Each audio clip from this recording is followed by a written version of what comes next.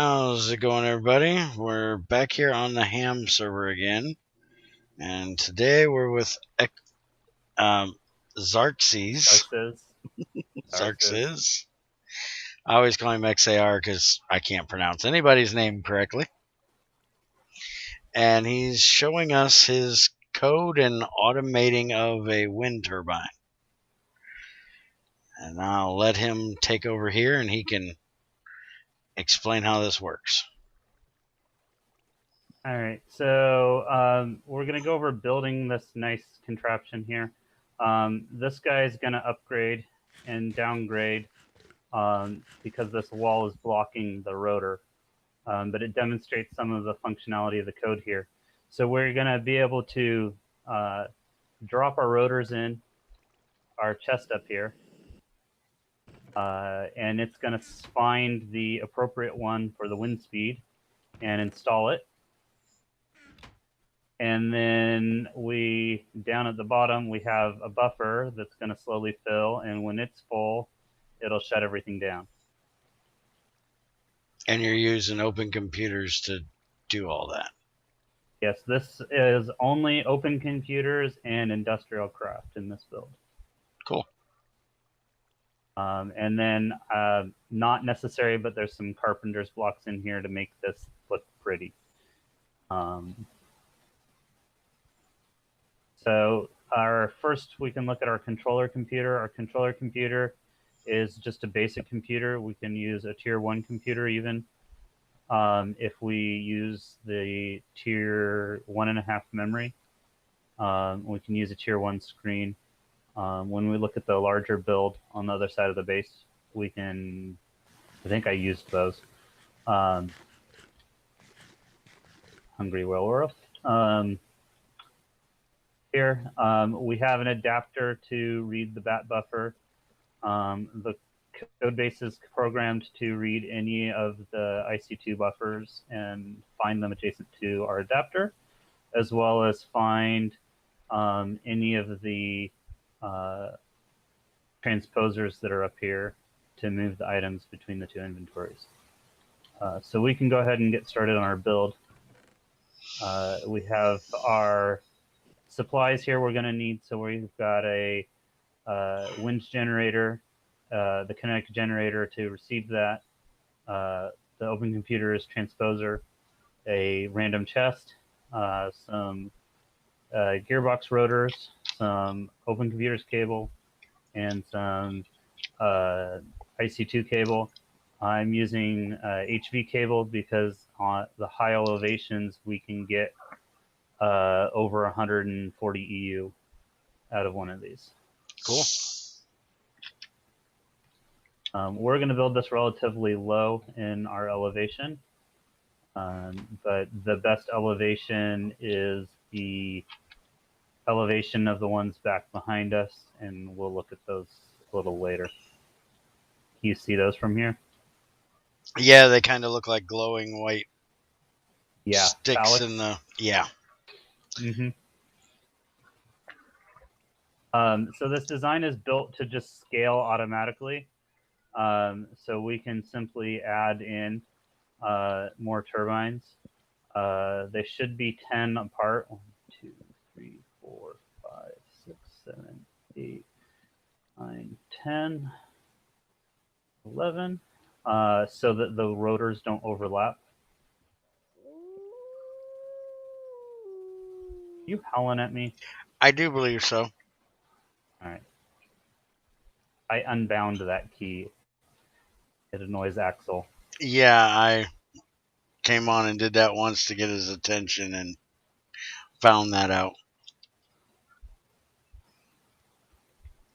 I was actually trying to hit the right key to get the HUD and stuff off, so you had more of the screen.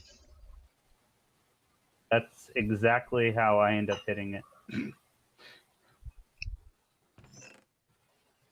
All right, so we're going to place that up there.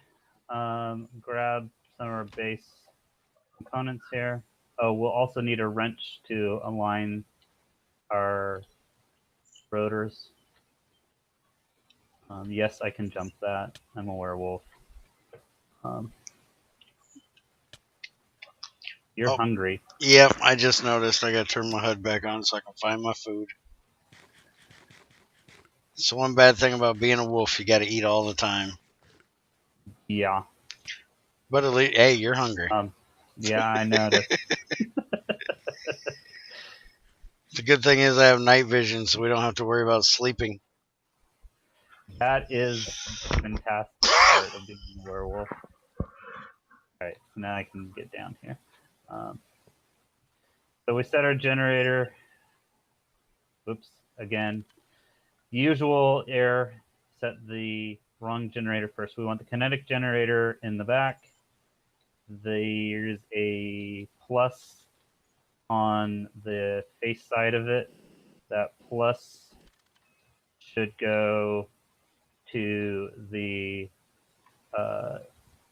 kinetic generator, the other side of the generator that we're connecting. Mm-hmm. And then we can drop down our wind generator.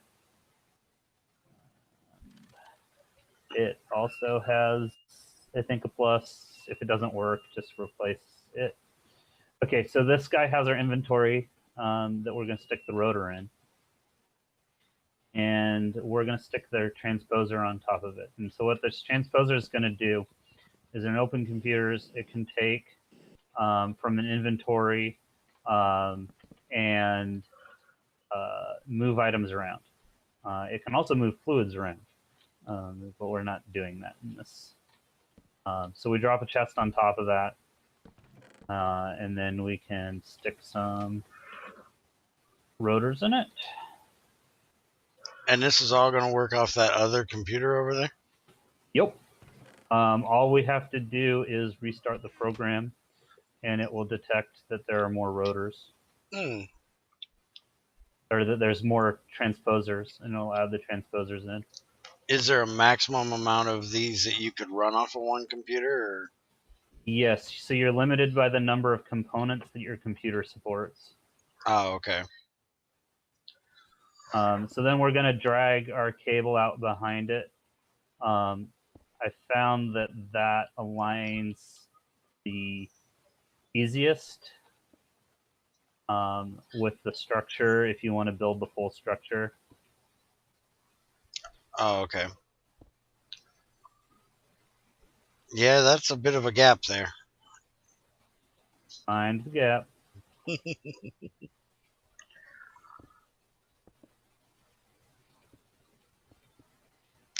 Jumping comes in handy, except for when you're trying to nerd pull. Yeah. Excuse That's the me. only time I don't like it either.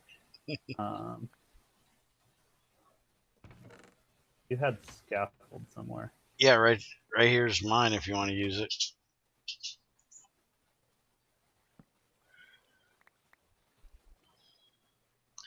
I always have scaffold on me. I usually do too. For some reason, I didn't bring any. All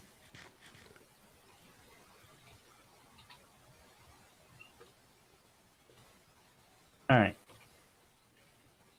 So we have that base. I'm just going to tear this down because it's now in our way.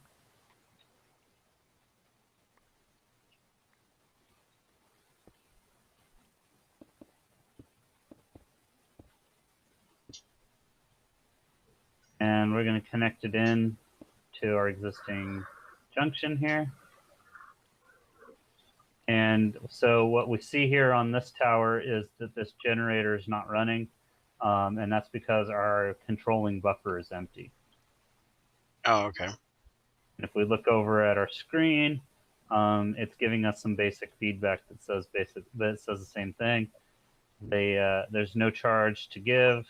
We're at over 40,000, and the loop, and then this random looking string is the identifier of the transposer up there.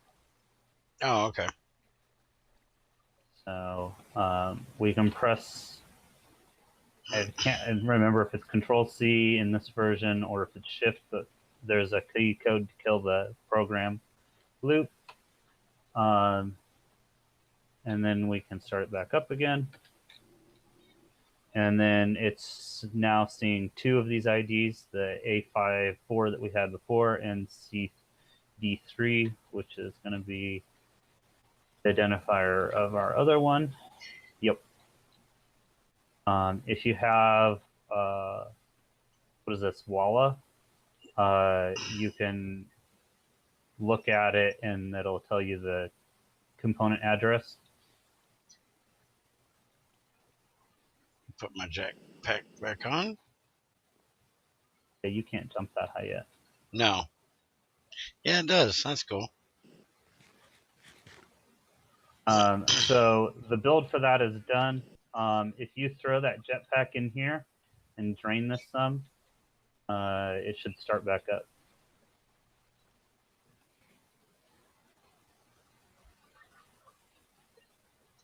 It's on a 30-second loop. Yep, there they go.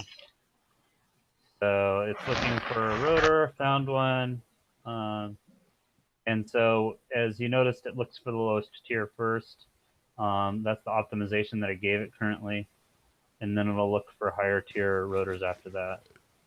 And it only stayed on for basically nothing because that was not very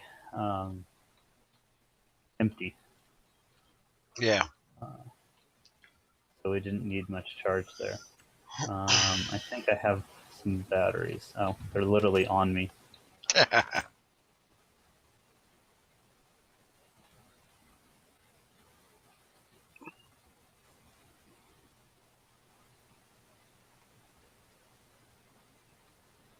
Okay.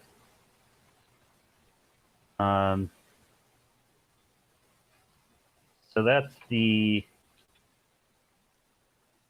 small scale.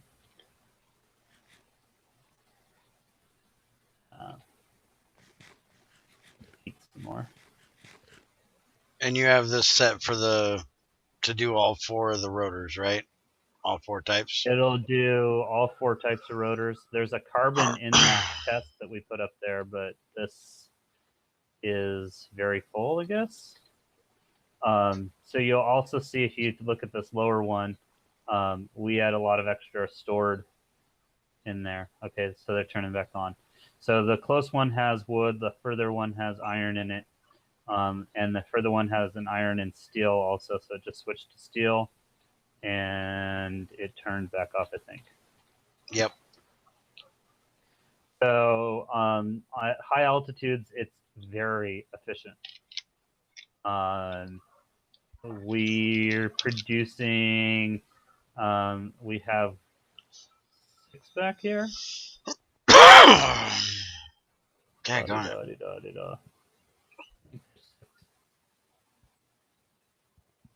There are 6 back here. And we produce around 100 apiece. Like I said, we can get up to 140 pretty easily. I don't know if I can jump up here. No, I can't jump that one.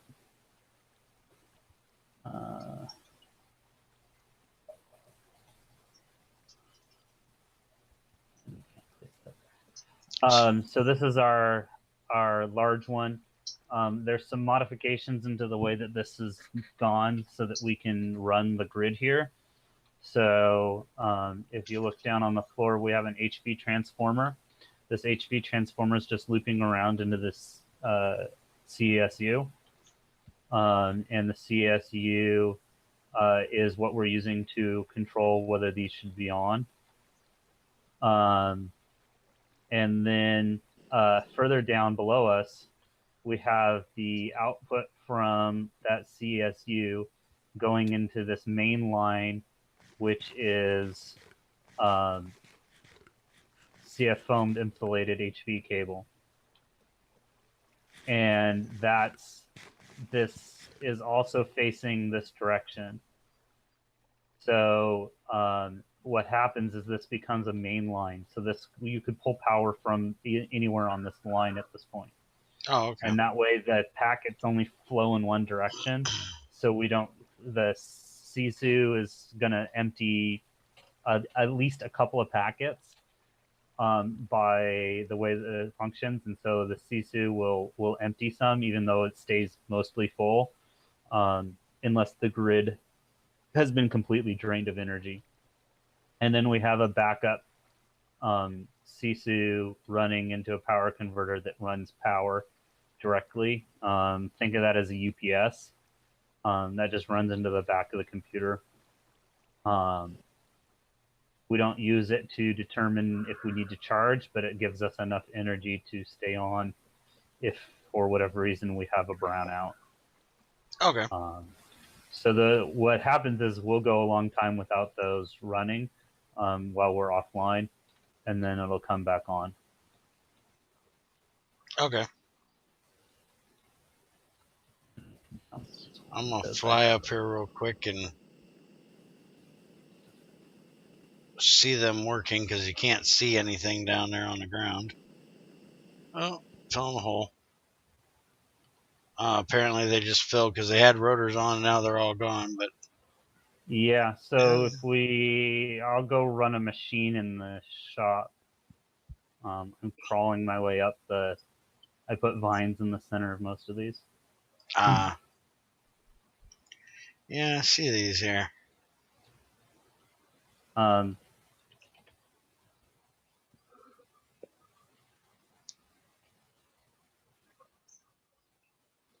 So then we have these chests up here.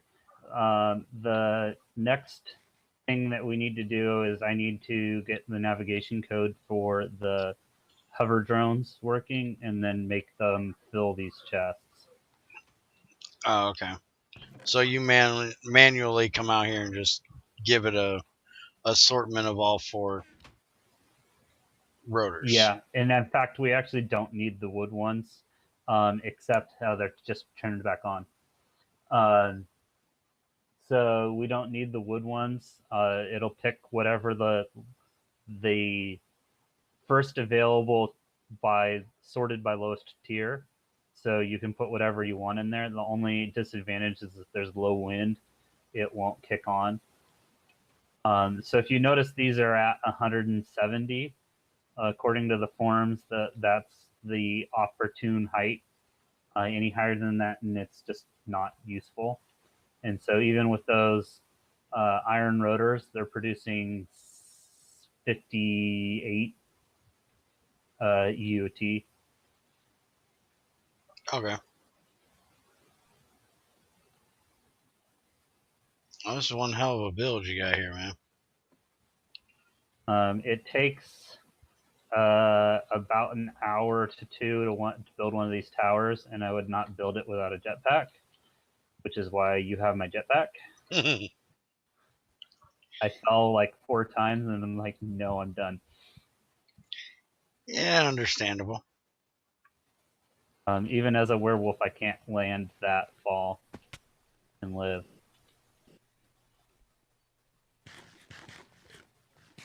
I don't think you could do that even with like Feather Falling 4, could you?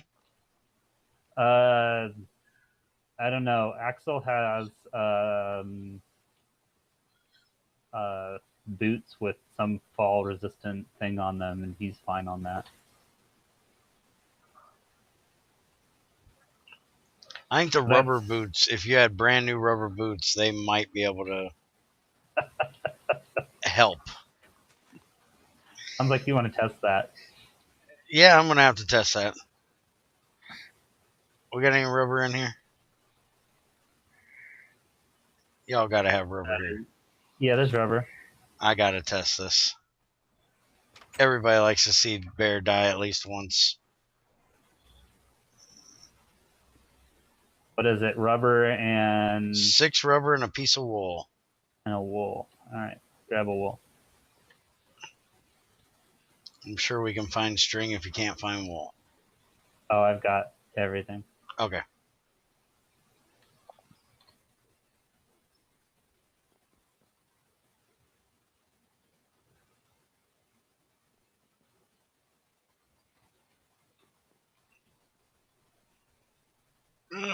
Inside your head. Yeah, pretty much. It's so empty in here. Oh, better take off the jetpack. That ain't gonna. Well, Well, you need the jetpack to get I up guess there. I need the jetpack to get up. I got it. I got it. I'm not completely an idiot. Just for a second. Takes me a second. My brain had to kick into gear.